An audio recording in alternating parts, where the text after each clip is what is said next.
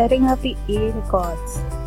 For setting up the A records, you will have to log in to your cPanel account. Here I've already logged into my cPanel account, and you scroll down towards the domains section.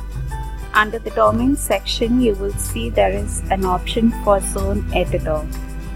Once you get into the Zone Editor, you can see that there is a description about it.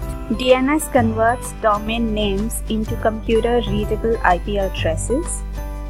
DNS zone files configure domain names to the correct IP addresses. This feature allows you to create and edit these zone files. From here, you can select the domain name for which you want to set up the A records. Once you figure out the domain name for which you want to add or edit the A record, click on A record. Here you can enter the domain name or the subdomain for which you want to add the A record and the related IP address that it should point to, and then click on Add an A record.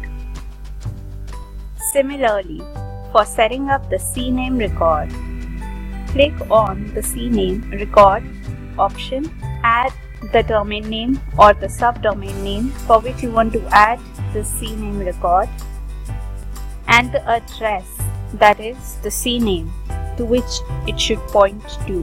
When you click on Manage, you shall see the existing records for that specific domain name. Here also you have the option to add a record, and from the drop down menu you can select what kind of record you want to add.